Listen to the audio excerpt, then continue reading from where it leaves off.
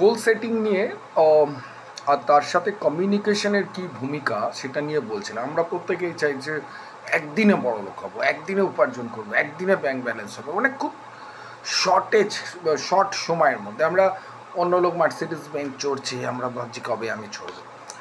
তো সেটা হয় না। কিন্তু অনেককেই আমি দেখেছি এটা, যে যদি অন্য কাউকে দেখে আমি দৌড়তে যাই, নিজের উইকনেস কোথায়, স্ট্রেংথ কোথায়, এগুলো যদি আমরা না জাজ করি, তাহলে যেটা হবে যে আমি অনেক লোককে দেখেছি যে বড় দামি গাড়ি চড়ছে, চড়ছে, কিন্তু আজকে সে রাস্তায় বিক্রি হয়ে গেছে।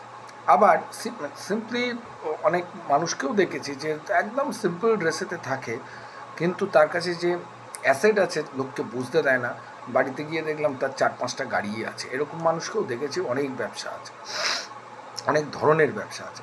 সুতরাং মানুষের এই যে পারসেপশান, কাউকে দেখে ছোটা, কাউকে দেখে সে এটা করছে মানে আমাকেও সেটা করতে হবে, এই জায়গা থেকে কিন্তু যদি কেউ সাকসেসফুল বিজনেসম্যান হতে চায়, তো এটাকে কিন্তু বার করতে হবে, বেরিয়ে আসতে হবে। আর কমিউনিকেশনের ভূমিকা হচ্ছে, যেটা নিয়ে আর কি এই টপিকসগুলো করছিলাম, গোল সেটিং, এবং শুধু তাই নয়, ক্র্যাক করতে হবে। আমি বারবারই বলছি, কমিউনিকেশনের সবচেয়ে বড় ভিত কোথায় জানেন? যে এই কমিউনিকেশনের মাধ্যমে একটা যুদ্ধ তৈরি হয়ে যেতে পারে, আর এই কমিউনিকেশনের মাধ্যমে কিন্তু একটা যুদ্ধ থেমে যেতে পারে।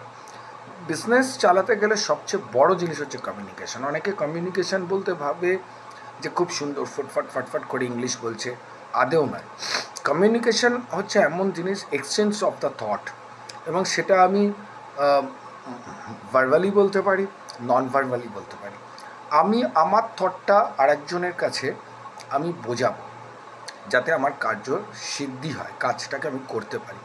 That is the process, that is called the communication system. মুশকিল হচ্ছে আধুনিক ম্যানেজমেন্ট, যদি এটাকে সায়েন্স বলে, আধুনিক ম্যানেজমেন্ট সায়েন্স, এটার ফর্মাল ওয়েতে যে কোর্সগুলো আমরা এখন MBA করছি, সেগুলোর ফার্স্ট হচ্ছে ইউরোপিয়ানস কান্ট্রি, আমেরিকান কান্ট্রিজ, যাদের ডেভেলপমেন্ট, যাদের বলি ডেভেলপড কান্ট্রি, যেখানে একটা বড় বড় কোম্পানিতে প্রায় 1000 খানেকের ওপর কর্মী, তারও বেশি, লাখখানেকের ওপর কর্মী একটা মাল্টি ন্যাশনাল কোম্পানিতে, ধরুন গুগলসে, মাল্টি ন্যাশনাল কোম্পানির প্রচুর কর্মী কাজ করে, তারা নিয়ন্ত্রণ করছে একটা জায়গায় বসে ওয়ার্ল্ডের বিভিন্ন কোণায়। তো কিভাবে ব্যবসা নিয়ন্ত্রণ করবে? আমরা সামান্য দুটো লোককে নিয়ে কাজ করতে গেলে হিমশিম খেয়ে যায় মানুষের, তাদের থেকে কাজ আউটপুট বার করতে। তো যাদের এত পরিমাণ সাম্রাজ্য, বা আপনি ধরুন এই টাটা, আদানি, আম্বানি, যারা মাল্টি ন্যাশনাল যাদের কোম্পানি, কীভাবে করছে? তার বড় কারণ হচ্ছে টিম ম্যানেজমেন্টস একটা হচ্ছে বড় জিনিস, এবং ট্র্যাকিং অফ দ্য ওয়ার্ক, এবং ফাইন্যান্সিয়ালস পয়েন্ট অফ ভিউ থেকে যে বিজনেস আপনার ঠিক চলছে কি না সেটাকে দেখা। জেনারেলি যে কোনো বিজনেসের মেইন যেটা হয়, একটা পিরামিড স্ট্রাকচারেতে ডিরেকশানটা দেয়। যিনি বিজনেসটাকে কন্ডাক্ট করছেন, অর্থাৎ মালিক বলতে পারেন, চেয়ারম্যান বলতে পারেন, CEO বলতে পারেন, তিনি তার নির্দেশটাকে তার নিচের লেভেলে দেবেন, এবং সেটাকে জাস্ট আমাদের বিল্ডিংয়ের ফাউন্ডেশনের মধ্যে সেটাকে স্প্রেড করে একদম গ্রাউন্ড লেভেলে আসবে।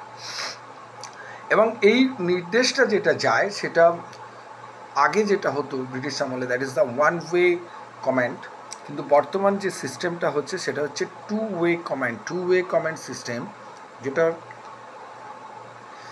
আমি আপনার নির্দেশটা দিলাম এবং তার থেকে কি ফিডব্যাক এলাম সেটাও কিন্তু রেকর্ড করা। That is the most important part যে কোনো বিজনেসের।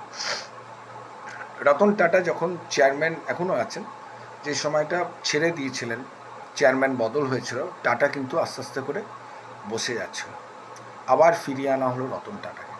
তার কারণ হলো এই মানুষটার বিজনেস পারসেপশনটাই এত যে আগে থেকে তিনি চিন্তা করতে পারেন। এটাই হচ্ছে একটা ব্যবসার সবচেয়ে বড় কথা। আমি বারবার এই কথাটা বলছি।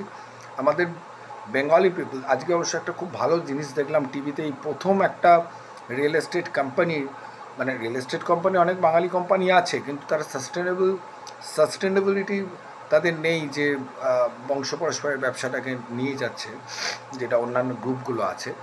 তো দেখলাম গাঙ্গুলি গ্রুপ বলে, আমি জানি না গাঙ্গুলি গ্রুপটা কার, এটা নিয়ে খোঁজ খবর নিচ্ছি। দ্য ফার্স্ট একটা বেঙ্গলি কোম্পানির টিভিতে অ্যাড দেখলাম, শুধু টিভিতে, কোনো বেঙ্গলি কোম্পানির মালিকের দেখবেন না টিভিতে অ্যাড দিচ্ছে।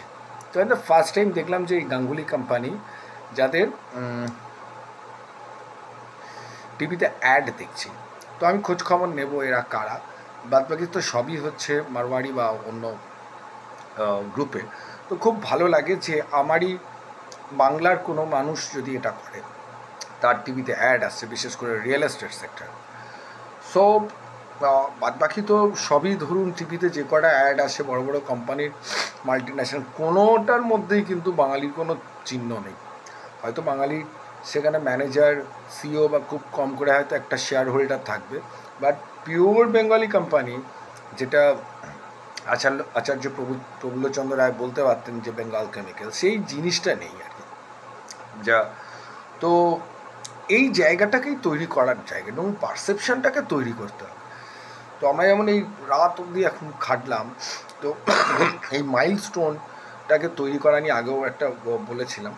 তো এই কমিউনিকেশনের ভূমিকা এবং গুরুত্বটা হচ্ছে এইটাই, যেটা আগের দুটো ভিডিওতে আমি বলেছিলাম, কমিউনিকেশন সিস্টেম, এবং তার ফলে যেটা আমি একটা বিজনেস করতে যাব, কি ব্যবসা করব।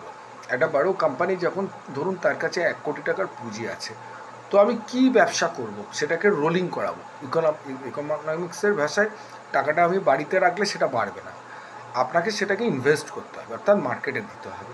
এবং আমরাও যে ব্যাংকে টাকা রাখি, জেনারেলি জিনিসটা কী করছে, ইনভেস্টই করছে, সেখানে থার্ড পার্টি ব্যাংক সেই টাকাটাকে রোল করে আমাকে একটা পার্সেন্টেজ দিচ্ছে।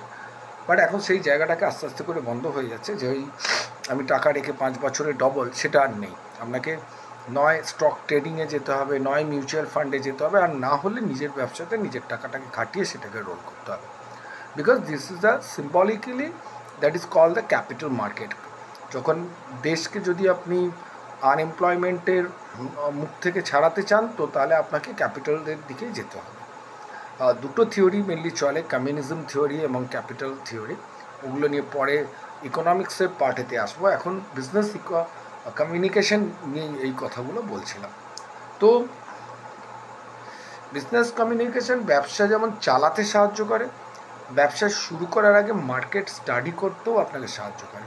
এবং business communication each and every day, আপনি ধরুন একটা স্টাফকে নিয়ে কাজ করছেন বা আপনার কোনো পার্টনারকে নিয়ে কাজ করছেন, সো ওয়েভলেন্থ আপনাদের একসাথে ম্যাচ হতে হবে, যদি না হয় আপনি করতে পারবেন। অনেক পার্টনারশিপ বিজনেস বলুন, বড়ো বিজনেস হলেই আপনাকে partnership, one of the group of মেম্বারদের মধ্যে অনেকগুলো ডিরেক্টর, সবাইকে নিয়ে চলতে হবে, অ্যাসোসিয়েট করে চলতে হবে, একা তো আপনি তুলতে পারবেন না।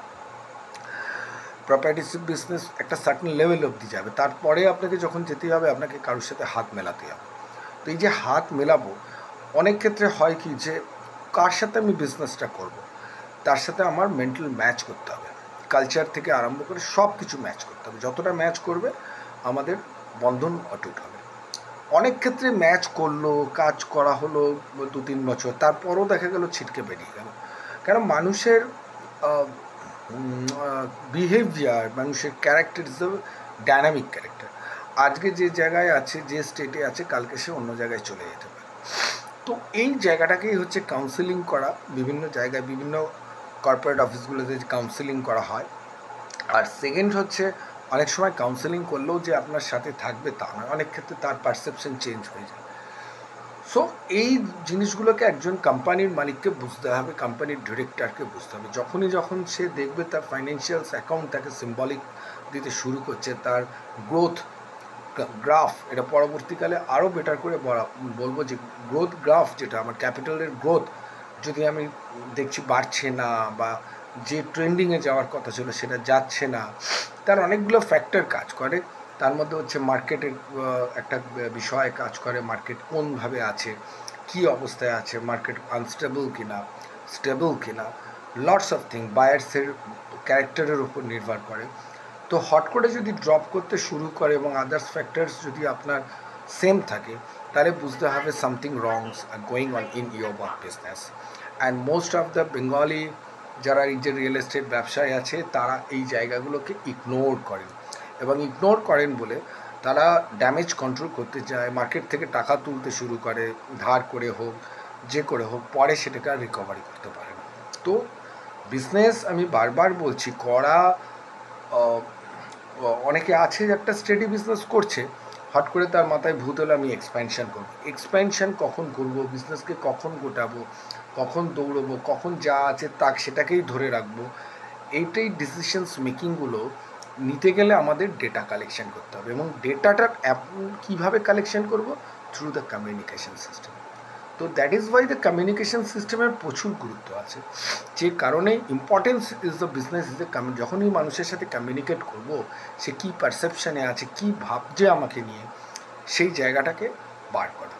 তো এই কমিউনিকেশন সিস্টেম নিয়ে আজকে মোটামুটি 3টে যে ভিডিও বানালাম, তার মধ্যে মোটামুটি একটা ভূমিকা বোঝাতে পেরেছি।